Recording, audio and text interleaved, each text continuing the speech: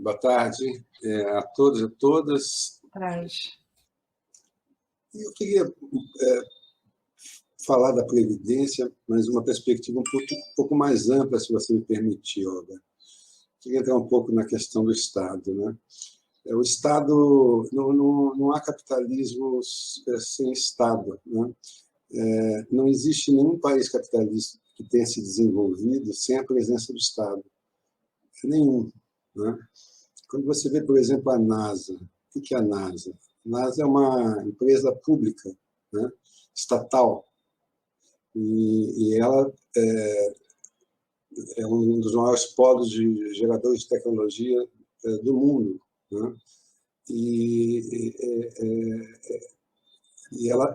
essa agência estatal que promove, na verdade, as interfaces, as cooperações com o setor privado, né, para buscar essas inovações tecnológicas, né?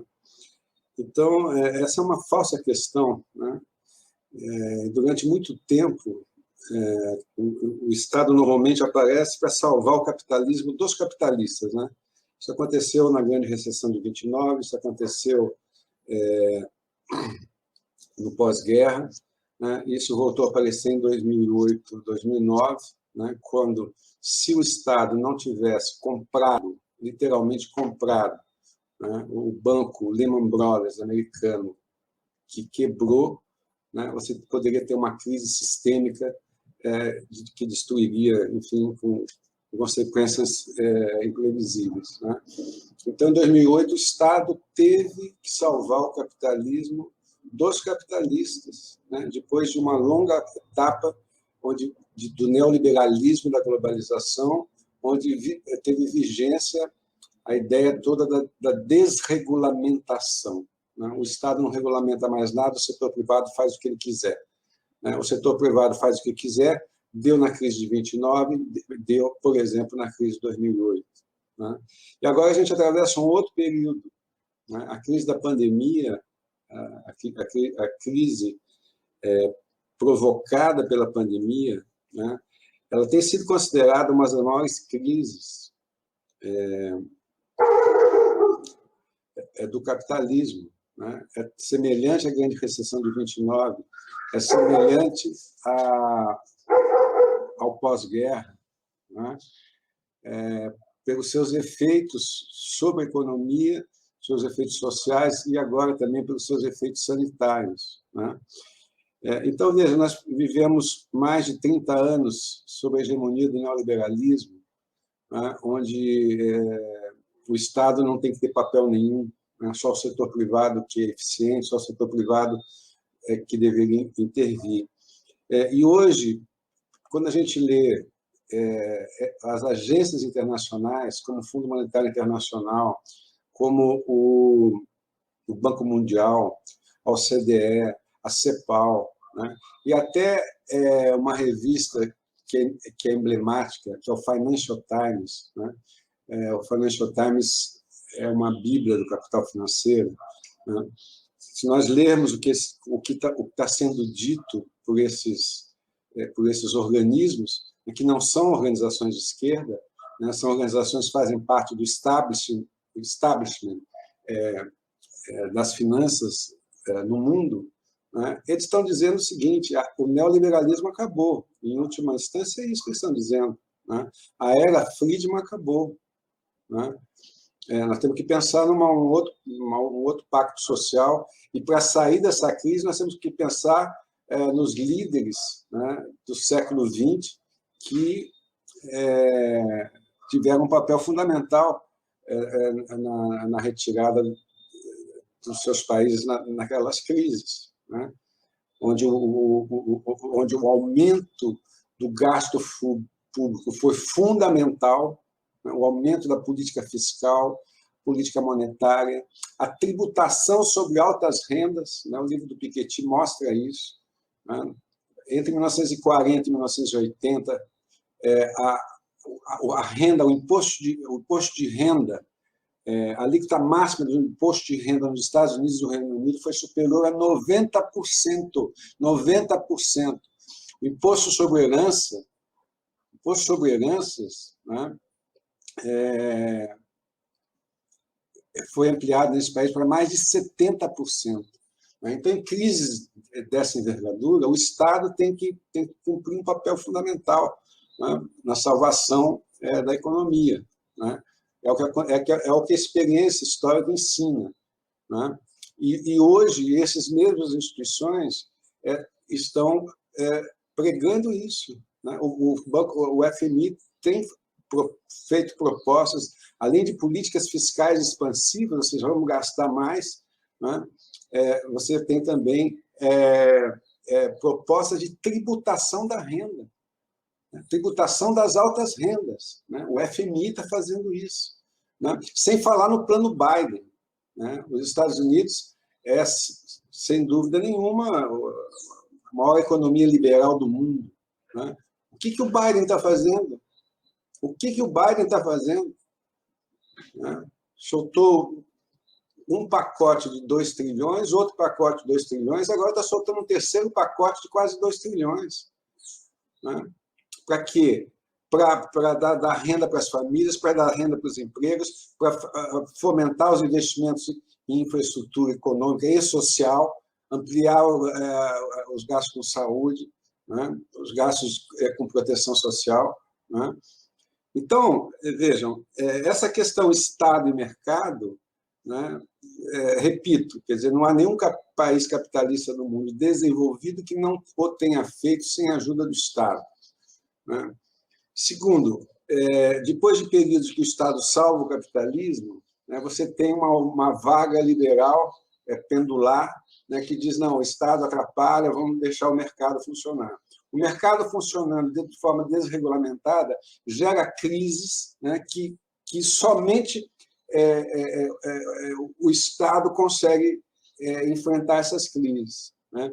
É o que nós estamos assistindo hoje no mundo todo, né? Todo o debate internacional é esse que você tem, né? O Financial Times, falando no caso da Previdência especificamente, o Financial Times chegou a pedir que os líderes mundiais se espelhassem no Plano Beveridge, né? O Plano Beveridge, como vocês sabem, de 1943, né? Ele é a base do sistema do Estado de Bem-Estar Social inglês, né? É a base do Estado de Bem-Estar Social inglês, né? Onde se diz o seguinte: nós temos que lutar contra certos demônios, né? O demônio da fome, o demônio do ócio, portanto, do desemprego, o demônio da doença, que é a questão da saúde, né? O demônio da ignorância, né? É a base do sistema de proteção social inglês, do Estado de Bem-Estar Social inglês, né? Um plano de 1943 que começou a ser implantado após a Segunda Guerra Mundial, que depois se expandiu para os demais países capitalistas, especialmente na Europa, né? Que é a nossa inspiração, a inspiração dos nossos reformistas, nos anos 70, para pensar a Constituição de 88, né? Em torno daqueles paradigmas do Estado de Bem-Estar Social europeu do pós-guerra, né? A ideia de que saúde e previdência é direito, não é favor, não é assunto de caridade, né? Que esses direitos são universais, são para todo mundo, né? E que esses direitos, enfim, que a sociedade tem que estar regulada pela ideia da seguridade social, né? Da solidariedade social, a ideia de que todos têm direito ao mínimo, mesmo aqueles que não podem pagar, né? E o pagamento daquelas pessoas que não têm renda é feita via tributação progressiva, indireta. Você taxa as grandes fortunas, os grandes patrimônios e transfere aquela renda para financiar, por exemplo, o sistema de saúde inglês na época, que era público, universal, gratuito, né? A educação fundamental, a educação em todos os níveis de ensino gratuito, etc. Né? Então, hoje em dia, o Financial Times num editorial de uns 6 meses atrás, né, disse que os líderes atuais deveriam se inspirar também no Lord Beveridge, né, que é o autor, enfim, é o pai, vamos dizer assim, do Estado de Bem-Estar Social inglês moderno, né? Então,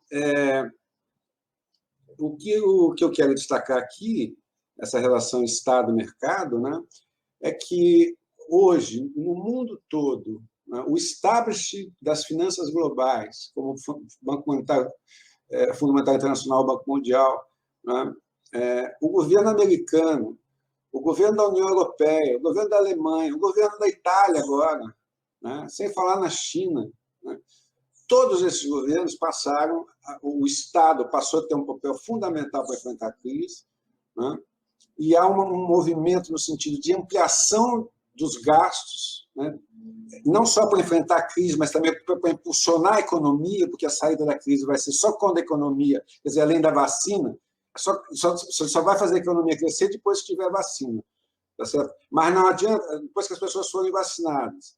Mas também não adianta as pessoas vacinarem, nós não temos impulsos econômicos, né? Então, você tem que controlar a vacina e dar impulsos econômicos, impulsos fiscais, né? Aumenta a dívida pública, aumenta. É assim que funciona. Depois, mais à frente, com o crescimento da economia, a relação dívida-PIB cai, né? Então, é isso que se discute no mundo, né? Agora, o que se discute no Brasil? O que se discute no Brasil, nós estamos nesse debate, nós estamos na pré-história do debate, tá certo? Nós discutimos no Brasil o aprofundamento da austeridade econômica. Nós discutimos no Brasil a continuidade das reformas liberais do Estado, né, além das que já foram feitas, a reforma da Previdência, a reforma trabalhista, né, agora a reforma administrativa, a reforma tributária, mas a reforma tributária que interessa para o grande capital, não a reforma tributária que combate a desigualdade, né, e sem falar num negócio chamado teto de gastos, né, que não existe em nenhum país do mundo um teto de gastos na Constituição, não existe em lugar nenhum do mundo um teto de gastos tão inflexível como o nosso, né? E também, o que mais?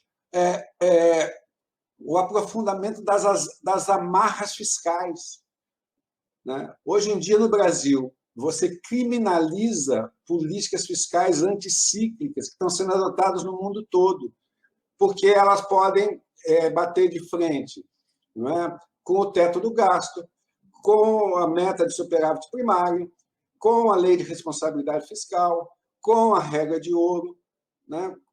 E diversas outras questões desse tipo, né? Então, tanto na questão do enfrentamento da crise, como na questão do papel do Estado numa economia capitalista num período de crise, né? O que se passa no Brasil é que nós estamos à contramão, nós estamos na pré-história do debate.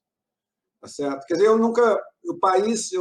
acho que um dos fatos mais alarmantes não, mais repulsivos que eu vi nos últimos meses, né, dentre tantos, né, é o fato de que, naquele momento, quando mudou o comando do Congresso, os novos presidentes da Câmara e do Senado assumiram, né, onde o Brasil estava literalmente asfixiado, faltava oxigênio, né, falta trabalho, falta comida, né? A insegurança alimentar atingindo 120 milhões de brasileiros, a pobreza com uma perspectiva de chegar a mais de 60 milhões de brasileiros, né? O desemprego, 14 milhões de brasileiros. Existem mais pessoas fora do mercado de trabalho, mais pessoas em idade de trabalhar fora do mercado de trabalho do que dentro do mercado de trabalho. Você tem 75 milhões de pessoas que em idade de trabalhar que estão fora do mercado de trabalho. Então, num cenário como esse, qual a primeira medida que o novo Congresso faz? A autonomia do Banco Central. A autonomia do Banco Central em relação a quem? Em relação à sociedade. A autonomia do Banco Central significa essa parte fundamental, esse instrumento fundamental da política macroeconômica, né, que é a política monetária, né, que nós estamos vendo que os outros países estão fazendo a rodo, tá certo? Essa parte fundamental da política monetária, que é uma parte, que é um instrumento poderosíssimo de política macroeconômica, essa parte não cabe à sociedade discutir, só cabe ao Banco Central e seus iluminados, e são os iluminados que vêm da chamada porta giratória. Eles vêm de onde? Vêm do próprio mercado financeiro, né? E, portanto, via de regra, privilegiam a manutenção da riqueza, Então, é esse o quadro que nós temos hoje no Brasil, que é uma coisa assustadora, né? Assustadora, né? Portanto, há, no mundo todo hoje, o papel do Estado para enfrentar crises desse tamanho está sendo reconhecido, né? A CEPAL falou outro dia que o Estado tem que ter um papel importante, esses gastos, tem que ampliar o gasto, e a CEPAL fala ampliar os gastos em políticas sociais universais. Não está falando em políticas focalizadas, está falando em políticas sociais universais. Tá certo? Então, esse é o dilema que nós vivemos no Brasil, né? Um analfabetismo econômico, um debate econômico dominado unicamente pela ideologia, né? Isso perpassa todos os meios de comunicação em geral, né? E o país caminhando por uma crise civilizatória das mais profundas que eu já tive notícia. Então, esse é o primeiro ponto que eu queria destacar, né? Com relação à Previdência, que é o tema que você me pediu, o que eu posso dizer, né? Eu posso dizer o seguinte: nós denunciamos isso de todas as maneiras possíveis, né? É claro que não saiu nenhuma nota em nenhum jornal de grande circulação, claro que ninguém de nós foi convidado para fazer esse debate em meios de comunicação, né? Mas o que nós denunciamos é que a reforma da Previdência, que foi tentada pelo Temer e concretizada pelo Bolsonaro, ela não tinha, no objetivo dela, não visava reformar a Previdência, né? A ideia toda era destruir o Pacto Social de 1988. Eu, inclusive, escrevi um livro sobre isso no meio da guerra, no meio da disputa, né? Que se chama Previdência, o debate desonesto, porque é desonesto o debate, né? Quer dizer, então, para discutir, em última instância, o que estava em jogo naquele momento e que continua em jogo, aliás, é algo que está na cena política desde a Constituição de 88, desde pós a Constituição de 88, as elites brasileiras são muito retrógradas. Elas jamais aceitaram que a sociedade, em 88, incorporasse alguns valores básicos, mínimos, da social-democracia europeia, certo? Que não tem nada de revolucionário. A social-democracia, vocês sabem, só tem, nesse período da Guerra Fria, uma forma de humanizar o capitalismo.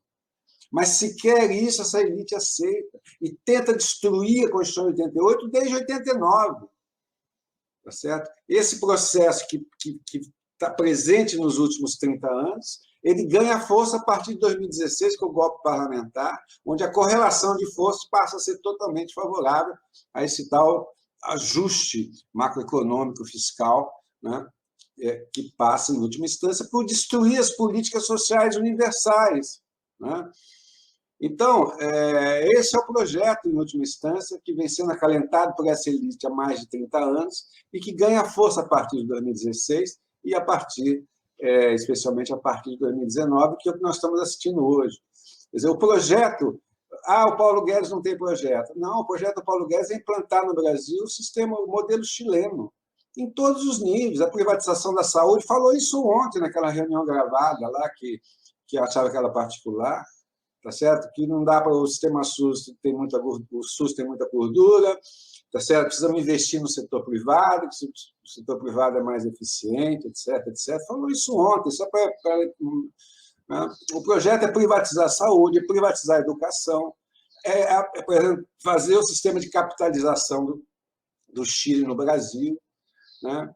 Além da privatização da infraestrutura, do saneamento, tudo isso, flexibilização do mercado de trabalho, etc. Esse é o modelo chileno, né? Que foi implantado no Chile há mais de 40 anos atrás e que hoje a sociedade se revoltou contra ele, né? E está em curso no Chile uma nova constituinte para rever todos esses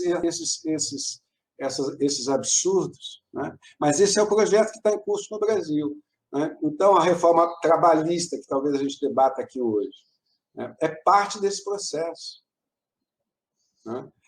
De destruição do Estado Social, destruição da Justiça do Trabalho, destruição dos sindicatos, né, de destruição dos direitos trabalhistas e sindicais, repito, né, o teto do gasto é uma forma de asfixiar o financiamento das políticas sociais, né, do financiamento das principais políticas sociais. Né. A reforma da Previdência. Né, o que era a reforma da Previdência? Era para combater os privilégios, tá certo? Bom, quem são os privilegiados? Tá certo? Certamente não estão no INSS, nem urbano nem rural, né, cuja média de benefício é cerca de R$ 1.300. Me diz aí que alguém que ganha R$ 1.300 tem algum privilégio. Tá certo? No entanto, o que se fez? Se fez uma reforma com uma pretensa economia de 1 bilhão em 10 anos, onde 80%, 90% dessa economia é em cima do INSS, né, e em cima do INSS, em cima do benefício de prestação continuada. Então, meu tempo já se esgotou. Eu queria só, se vocês me permitirem, um segundo a mais, para dizer que, enfim, as ideias, e olha que coisa interessante, as ideias liberais, né, que vêm do mundo, tá certo? Apontam no sentido hoje, no sentido de um maior protagonismo do Estado, especialmente nas políticas universais, né, na proteção social, na saúde, que é um dos focos da crise, né, na assistência às pessoas que hoje estão sem renda e sem trabalho, né, e numa renda básica que fortaleça o Estado social e não destrua o Estado social, uma renda básica que seja permanente, né, para suprir a nossa Constituição de 88, um dos seus limites é que nós não protegemos o trabalhador do mercado informal. Né? Quando ela foi feita, já estou terminando, quando ela foi feita, nós vivíamos um outro momento, depois nós tivemos mudanças enormes no mundo, né? Quarta Revolução Industrial, etc., que hoje fazem com que o trabalhador do mercado informal esteja desprotegido. Então, são demandas que nós temos que enfrentar, e eu acredito que as ideias que vêm de fora podem nos ajudar muito nesse processo de reconstrução do país. Muito obrigado.